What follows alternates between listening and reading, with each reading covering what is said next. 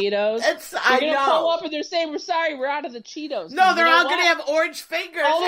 all the stoner KFC workers are gonna eat all those Cheetos, and they're test marketing it. It's not available everywhere.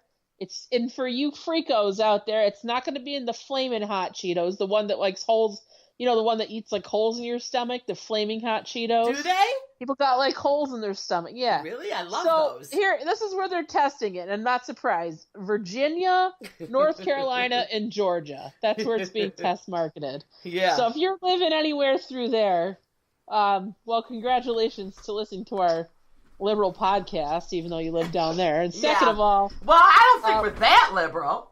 Well, we're not. I don't think we're that conservative either. But anyway, we're not. We don't really care. But anyways, congratulations on your new sandwich, everyone. Yeah. And if anyone happens to have one of these buttes, feel free to report the review directly to us. Yeah. So. Can you believe I'm sweating? Yes, I can believe I that. mean, I am in this office. You're always sweating. No. I am in this office, and I have the door shut, and I don't know why it's so hot in here, but I feel like all the heat in there. is like, yes. I seriously just had to open my window. That's where I was. Well, yeah. We both run a little hot. The polar vortex. Wow. I can't believe how hot this is. We're not gonna freeze. We'll be all right. Me and you we'll live. Yeah, we'll be all right. We'll make it through. But I have to say, today, I did wear my pussy hat. You did wear your pussy hat. And I have it on right now. Yeah, you do have it on. I have on my pussy hat. So, because it was so cold, obviously, I thought maybe I should probably wear a hat instead of just my bandana. Because I don't wear a coat. I didn't wear a coat. I had my sweatshirt on. And I hate wearing coats. I don't wear coats either. I can't stand going in and out of my car with a big coat. Me too, a coat. And then the seatbelt, it's like you feel all mashed in there with this coat. Yeah, I just hate coats. Well, when I go in the kitchen, remember now, I leave the car and then I step into a 100-degree kitchen. So it's just like... Yeah, exactly. But at any rate, I did wear my my pussy hat today because on my way out, I thought I really should wear a hat. I looked up to where all the hats are. And that's what stood out. Was the pussy hat. So this is it. This is what I was in. Well, we have any good tips? Good tips from your... I got a few, not so bad. Yeah. I had a few deliveries, but we have a lot of pussy hats here because Danielle knitted all these for the month. Yeah, she made them all. Yeah, she made all.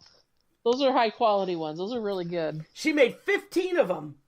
She made 15 high quality pussy hats for everybody. That we all went to the march together. So we all... Yeah. So somehow we ended up... We still have 4 or 5, so they're all over the place. Oh, all right. But anyway, that was one thing, and my ADD is kicking in. But let me talk real quick about Sunday, was the pizza throwdown. Oh, yeah, the pizza throwdown. The pizza throwdown in Webster. Rhino's Pizzeria. And we came in first. We won the best specialty. And then we won best overall pizza, too. Oh, so great, that was very exciting. That's good. Yeah, so the pickle pizzas picking up a little momentum. And then today we had a bit of a crash. So I told you Dr. Oz's... Yeah, we had a little bit of a momentum crash. Thank God it could have been worse. Dr. Oz's producer messaged me about 2 months ago and said Dr. Oz wants to do a story on the pickle pizza. Can you sign this piece of paper? Sign a release form for me to use one of your pictures on Instagram. And I said, sure, just tell me which one you want, and I'll also send you, the original. You don't have to pull it off of Instagram. So that was all fine, so I did that. And I don't know, I never asked him when are we going to be on Dr. Oz. So today we get a phone call from a friend of ours who was home and saw that we were on, the pickle pizza was on Dr. Oz today, but they didn't mention Rhino's, and they brought a pickle pizza in for the audience to eat. So I Googled, it wasn't ours, but I Googled the Dr. Oz show because I'm like, well, did they say our name? And she's like, I don't know. So I Google it and I find the video footage from today's episode, and oh my God, so the story, like, this is, now you know how the press, and like... Did someone identity theft the pickle pizza? What happened? I don't know who made this pizza, because the video cut off before they gave away the pizza. But the entire premise of the show, and to why they were talking about the pizza, was because fast food pizza places are really bad for you, and they interviewed all these people that work, and they had their faces blacked out, and their voice... I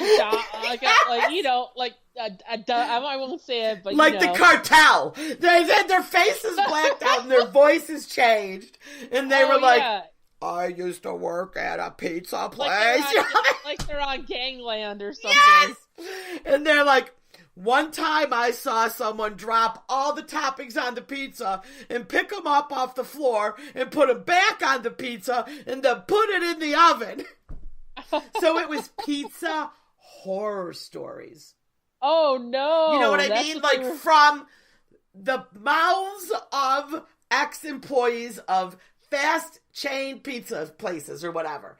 So well, I was like, they didn't use your name then, I guess. Then they cut it off.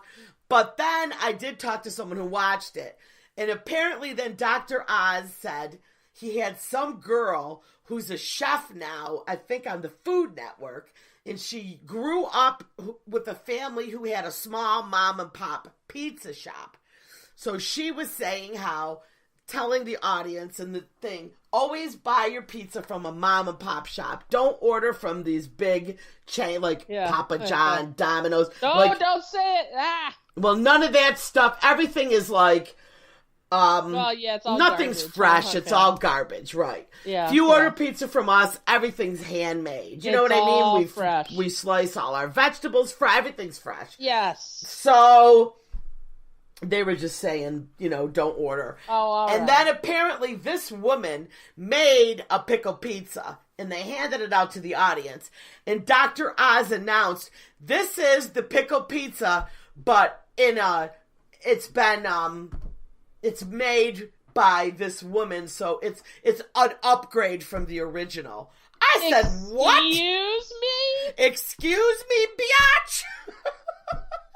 You should sue Dr. Oz for defamation. So he said this character. is so basically she made the pickle pizza instead of a fast food. So like I'm like, did they think we are a fast food place? Because we are this mom and pop shop. Yeah, I would email them and it's crazy, right?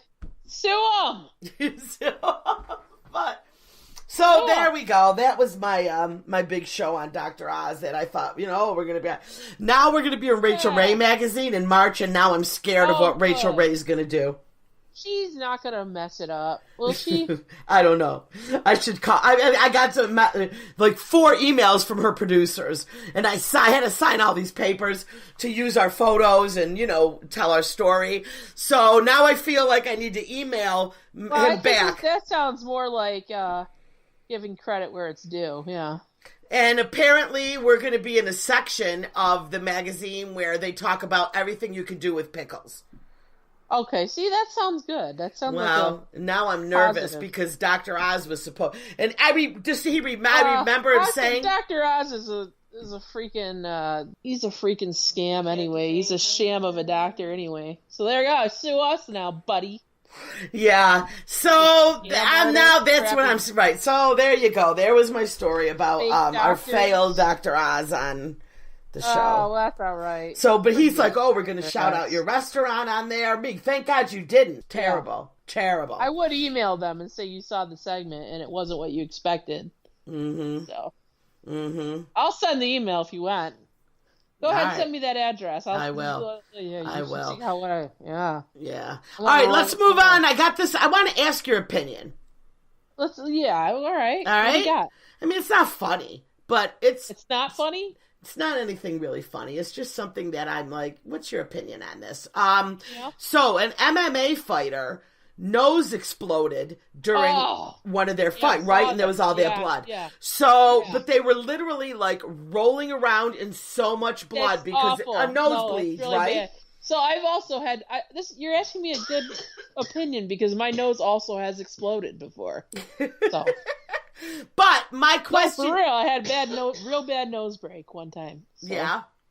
Yeah. Well, this guy apparently, right, he has had a lot of broken noses, but I don't know, whatever they did to him, whatever this blood was, and they didn't stop the fight, okay? That's so terrible. They were rolling around. Amy, there was so much blood, it looked like a scene from a horror movie, but they didn't stop the fight, and the guy that was bleeding just kept getting up and fighting. And a nosebleed, it doesn't necessarily mean, like, it's hurting, it's just gushing, But it doesn't hurt it doesn't hurt at all at first, right. Actually.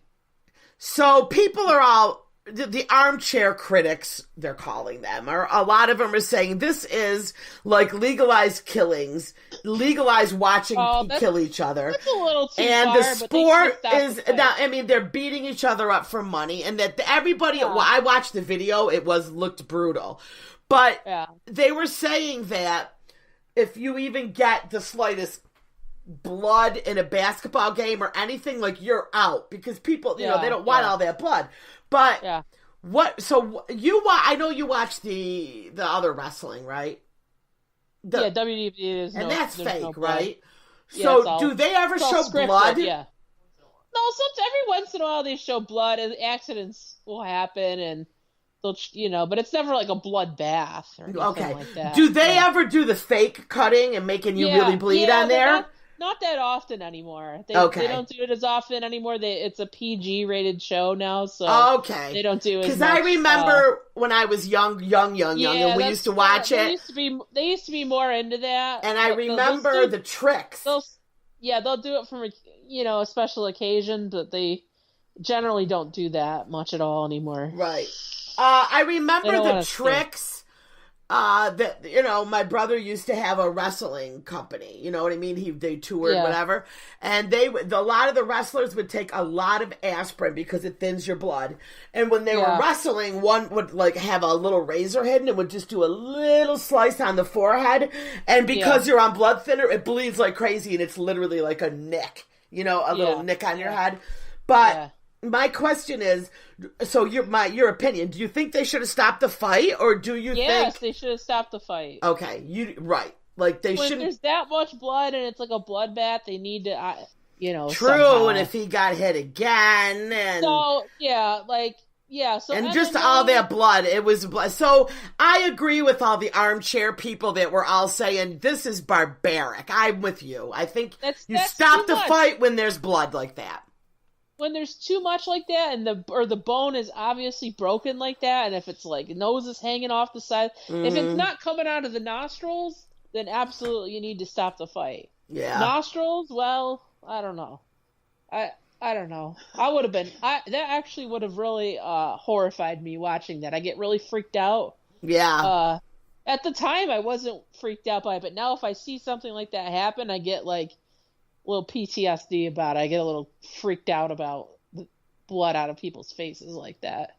Mm-hmm. It says after that it hurt a lot. It hurt in the hospital. I had to have plastic surgery. That hurt, and everything hurt after that. So, we can't just have like blood sport. It's not like the Coliseum where we wait for people. The Hunger Games. Yes, come on.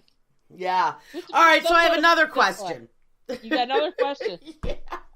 This is Ask Amy's opinions today. Ask Amy's opinions today. Okay. Right. So, the New Jersey adds gender-neutral option on birth certificates. I saw it. Mm-hmm. Do you want my opinion on it? You want my opinion? You go first. Yeah, I want your opinion. All right, I'll go first. You obviously are ready to give an opinion, so let's hear it. This is ridiculous. It is ridiculous. Can you... I'm sorry, but...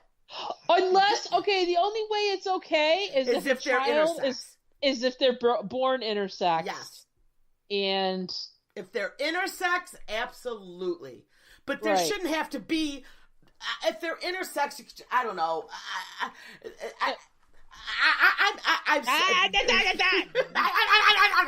So, here's my thing. I follow this one person on social media because I just got I don't know why I follow, so it aggravates me. But they're raising their child to be gender neutral. Okay? We talked about this on the show before. Right. Yes. And I just think it's ridiculous that they're using that kid to make their Instagram following and